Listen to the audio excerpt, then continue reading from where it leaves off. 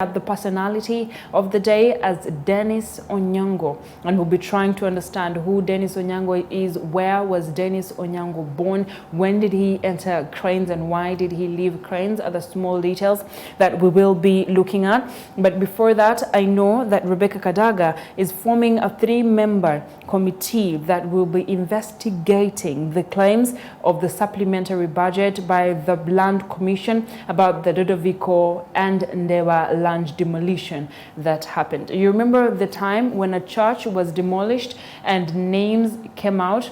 Allegedly, these people, apparently is the word, not even allegedly, these people are supposed to be compensated, and the amount that was asked by the Uganda Land Commission and the Ministry of Lands was 3.8 billion Ugandan shillings, which was meant to pay claims of Dodoviko Mwanje, who claims ownership of the previously occupied land by the Ndeba Church. Now, we also had the saga that was happening between the Ministry of Land and the Land Commission, where they were failing to agree on who the right people are to be paid this money. Now, Rebecca Kadaga has formed a committee that will be chaired by the Kabera Maido Woman Member of Parliament, Veronica Eragu Bichetero, and other members are Patrick Nsaba Oshabe of Kasanda North and Kumi Member of Parliament, Silas Elgon, who will be the ones to follow up this particular information and see that this is dealt with. Now, the other information that I thought was important to pass was that there is information about the fact that Ugandans are not paying attention to the non-communicable diseases that are happening in the country. And according to the Minister of State for Primary Health Care, Dr. Joyce Mariku Kaduchu, he says the non-communicable diseases are on the rise among Ugandans due to inactive and unhealthy lifestyles. What are some of those communicable diseases? We have the 2014 survey that said that 26.8% of Ugandans were engaged in alcohol consumption, with about 10% living with alcohol-related disorders. They also had a survey that said 10% of Ugandans either smoke or chew tobacco and related substances, while they also found that 24.3% of adult Ugandans had raised pressure that needed treatment, yet 76.1% of these did not know that they had high blood pressure, while 1.4% of those were diabetic. So the non-communicable diseases are those things such as diabetes, pressure, obesity, and the calculations are there of the percentage of Ugandans who are suffering from all that. And I would say that for you who is seated there and you don't know what you're suffering from, please go for a general body checkup and ensure that you know what it is you're suffering from. We saw news where people like Dr. Cyprian died from heart attack. We saw the Utoda chairperson die from heart attack. Now, all these things are the things that we can try and avoid if we go early and have a checkup. Now, if you go for a checkup and they say you're okay, you have no issues, and then you die from a heart attack, then we'll be able to question, where did that heart attack come from? But now, because we don't have your history, we can't question where that heart attack came from. All we do is accept that it was actually heart attack that killed you. Now, let's move forward to seeing who exactly Denis Onyango is and where his football career started from. Now, we see that for you who doesn't know who Denis Onyango is, I remember a small joke. I remember when Michael Jackson died, and some people were saying, rest in peace, Michael Jackson. We shall dearly miss the games you played while you were in that field vying against Manchester United. While others were saying, rest in peace, Michael Jackson, we will dearly miss the political debates that you had at that time. Of course, those were just funny comments that people put up at that time. However, now, who is Denis Onyango is the question that we're asking ourselves. Now, Denis Onyango, who was born on 15th May 1985, was a Ugandan professional player who plays for South Africa Premier Soccer League club Mamelodi Sundowns and Uganda as a goalkeeper, and serves as the captain of Uganda Cranes. His full name is Denis Masinde Onyango, who was born in Kampala. And of course, his height has to be stated because he's a footballer and we know him for being a goalkeeper. He is 188 meters, that is 6 feet and 2 inches, a very, very long person indeed. Now, let's look at the teams that he has played for, his career in football. In 2004 to 2005, he played for Villa SC. In 2005 to 2006, he played for St. George in South Africa. 2006 to 2010, he played for Supersport United. And then in 2010 to 2011, Mpumalanga Black Aces, and 2011 Mamelodi Sundowns, and then 2013 to 2014 he was with Bidvest Wits. Now, Denis Onyango began his career in Uganda. He went on to play in the South African Premier Soccer League with Supersport United and Mamelodi Sundowns, plus also Mpumalanga Black Aces. Now, with Mamelodi Sundowns, he won the 2016 CAF Championship League and took part in the 2016 FIFA Club World Cup. In 2016 still, he was named the African Best Player of the Year. So he was the best African Best Player of the Year, and he was also ranked as the 10th best goalkeeper in the world in a list for 2016 that was compiled by International Federation of Football History and Statistics. He represented Uganda at the 2017 African Cup of Nations. We know that he was born in Uganda. He started with the SC Villas and later joined the South African club. And of course, I went through and read for you all the clubs that Denis Onyango played for and the international career, where in 2005, 18th June, there was a World Cup qualifying match that they played against Cape Verde, and Onyango became a regular player for the Cranes. Now, Onyango is known for his penalty saving and his play in one-on-one situations.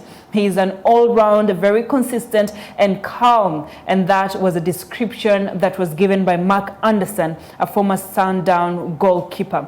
But we also know that recently, Denis Onyango is one of the people that is known for having said that he's putting down his gloves and getting out of active football, and all of us were really sad for the fact that Denis Onyango was leaving, because he held the Ugandan flag high and he is one of the best goalkeepers that Ugandan Cranes has had and will ever have. Now, that is it for Denis Onyango, his personality, who he is, and how we will celebrate him, even when he said he's putting down his gloves. Now, why is it that Denis Onyango said that he is putting down his flag? He's not the only player that has decided to put down his glove. 2 other people put down their gloves. Now, yesterday on Face to Face, we had one of the Cranes players who was here with us, and they were discussing the internal issues of what is happening in Cranes right here on STV. And among the details that were given was the poor leadership of Magogo, who did not know how to lead the Cranes, and they're asking that he steps down. We hope that there are no other Cranes who will step down from their active work, because we appreciate what they're doing for Uganda, and we hope that the next one will be a better game for us. And that is it for Denis Onyango. We celebrate you at STV, Denis Onyango, and we wish you the best of your career, whatever it is you will choose to do with your career after this, and we will miss you dearly. Now, coming back to what I want us to discuss. His Excellency Yoweri Kaguta Museveni will be addressing the nation today, and his address is going to, of course, be broadcasted live, including STV, which will be bringing in the address of His Excellency Yoweri Kaguta Museveni to your screens, and the address is stipulated to happen at 8 p.m. and it will be live from Chankwanzi, where he is right now, dealing with the ideological teachings of the newly elected NRM children and beating them sometimes to show them that this is the right way. There's canes, there's flogging, there's showing them their ideological rights. There's every other way of teaching them. They'll be there for 3 weeks, and Yoweri Kaguta Museveni launched the session on Thursday, but he's still continuing to be there with them. Now, that is where he'll be holding the address that he will have. Now, among the key issues that he will be addressing will be the government's position on the 9 p.m. curfew, which, according to the Prime Minister, Dr. Rugunda, only Museveni can decide on that. We remember, of course, there was a discussion on whether the curfew should be extended because of the Ramadan period, where Muslims need to pray Tarawih, and Tarawih goes until 10 to 11 p.m. And the question was, should the curfew be extended for the sake of Ramadan? And if it is extended during Ramadan, will it then be removed as soon as Ramadan is done? All those questions are going through the minds of people. And from me to you, I want to ask a very easy question. Today is Friday. It's supposed to be an easy Friday where we don't ask too many hard questions and interaction. My question for you is, what do you expect from President Yoweri Kaguta Museveni's address this evening? Our numbers will be on the screen, and that is 0709 990-099. That is noti msanvu noti mwenda noti mwenda. The numbers are fem tukubire simu tukambe. President Yoweri Kaguta Museveni agenda kwogera leero ekiro sawa 2 ez'ekiro, agenda beera nga ayogera naffe nga atugamba a lot of things, among them kubya curfew.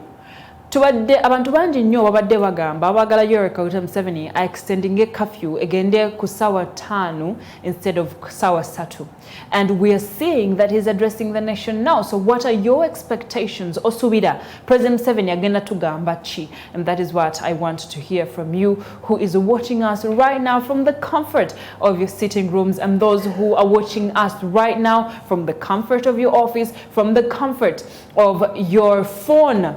Facebook, Twitter, Instagram, we're live, YouTube, I'm live right now. Watch us and give us your views as we're waiting for you to tell us what exactly you think about Museveni's position and what he will be talking about. Now, if we look at all the recent addresses that Yoweri Kaguta Museveni has had on TV and radio, he has been addressing people about COVID-19 and how the country is progressing with a fight against COVID-19. I will be reading a report on how many people have been vaccinated. We have a call online. A very good morning. Hello? Okay, definitely. They will be calling in later. And for you who is unable to get in to us through the calls, our social media platforms will be open. Now, we've seen the various addresses that President Yoweri Kaguta Museveni came and spoke to us about. And all of them were on the updates of COVID-19 and what the country looks like during the COVID-19 pandemic. A very good morning. Hello? Seems like I'm going to lose that call as well. A very good morning. You're on the first show. My name is Latifa Hamid, and what is your name? Yeah, I'm saying we are grateful. I hope we'll be Mohammed Abdallah.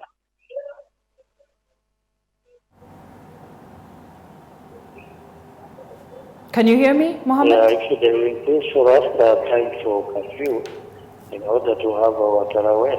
Mm-hmm. Yes, I'm getting it. Please go ahead with what you were telling me. Yeah, so at least we will get time for our ibadah, inshallah. We thank the government to think of that, actually.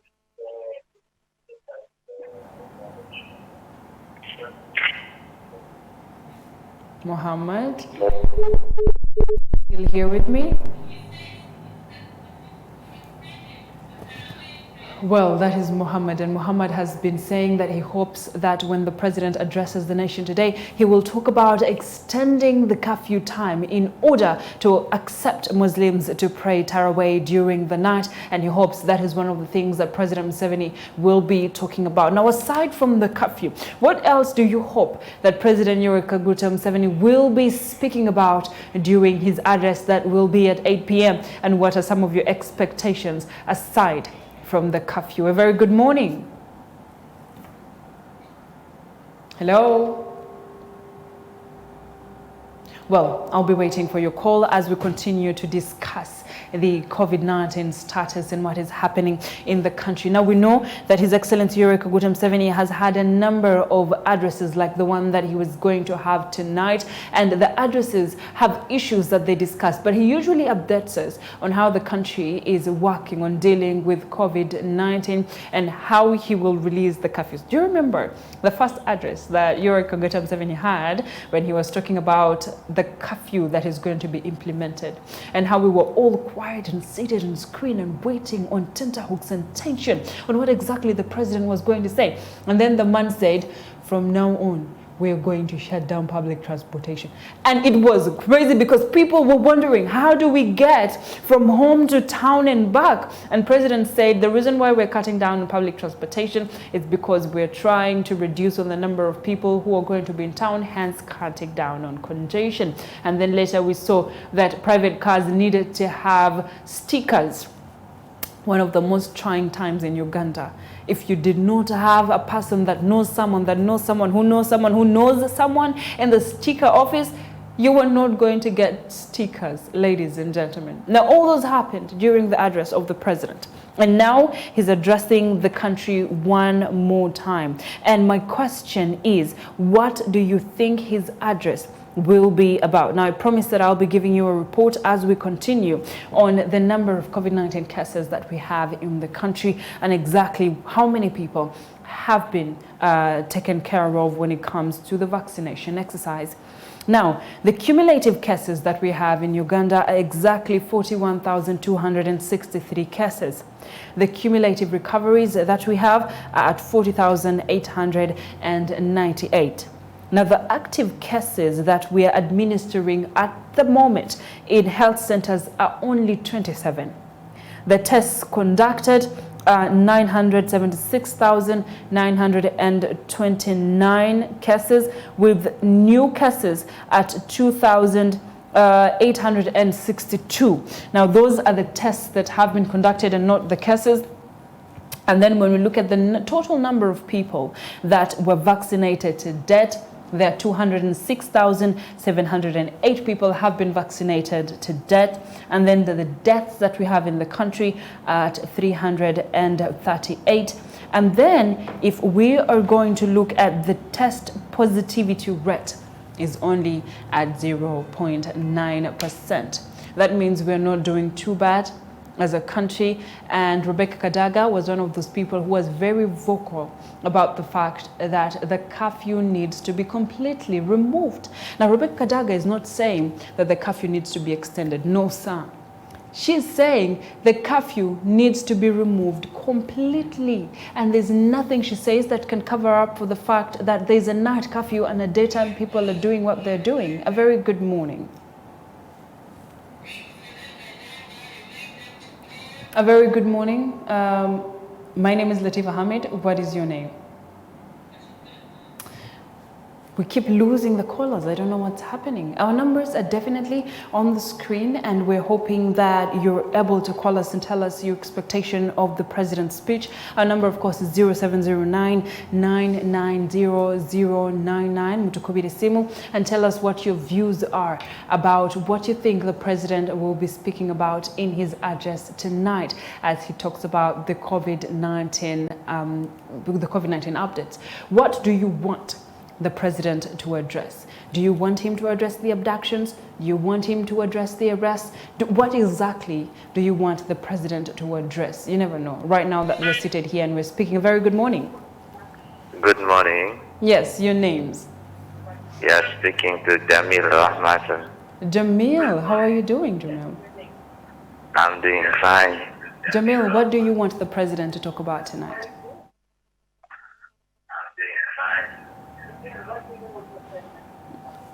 Today, I think the president will extend a few times. Mm-hmm.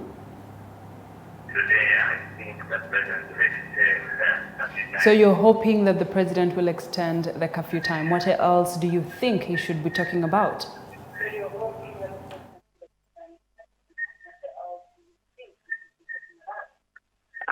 Also talking about the citizens to change their characters. They should be positive towards the changes so that the COVID shouldn't be extremely spread. The COVID shouldn't be extremely spread. Jamil, you know where we were having an issue is that you had your volume high and you were listening to yourself as we were speaking. And that's where we had a little bit of a time lapse between us. A very good morning. Good morning. How are you doing this morning? I'm fine. How are you? I'm okay. Your name? Kazula Moses. Calling from behind Nakawara. Okay. So what? You see, we have been demanding at least to extend curfew time. At least from 9 to midnight.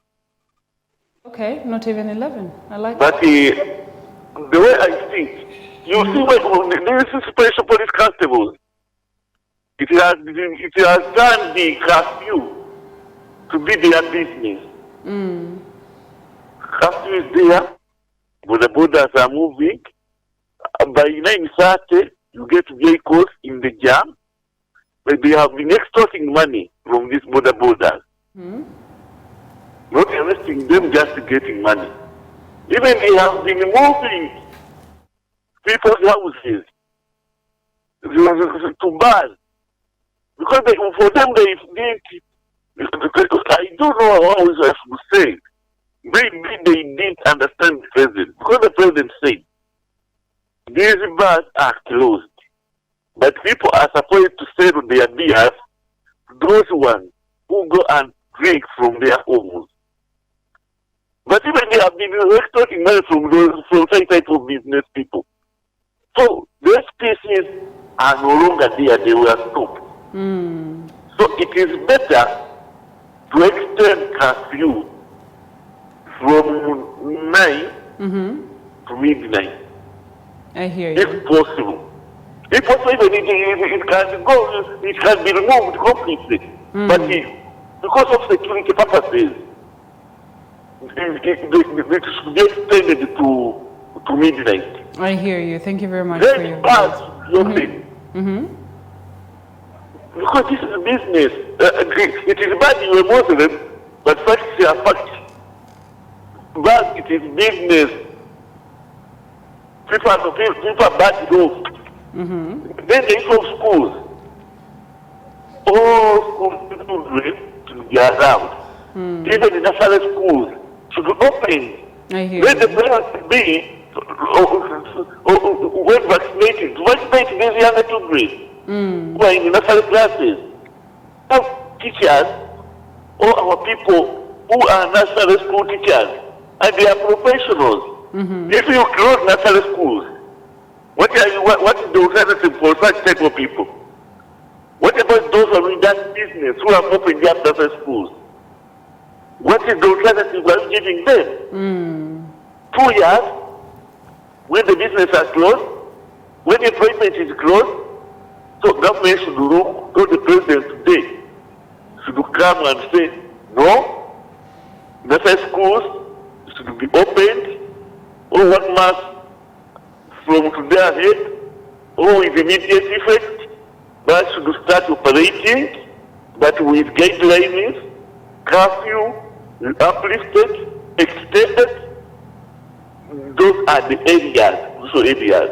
Thank you so much. Those are very important areas that you have noted. Now, he said that there needs to be an item that talks about not only extending the curfew, but also dealing with the sectors in the economy that have been shut down to debt. How do these people make money? Let's pick the last caller, and then we'll have to go on to the lifestyle segment. A very good morning.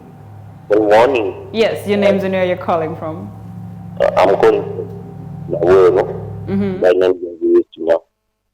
Very nice to hear from you. What I should expect the president is just to extend the curfew time from 9 to at least midday.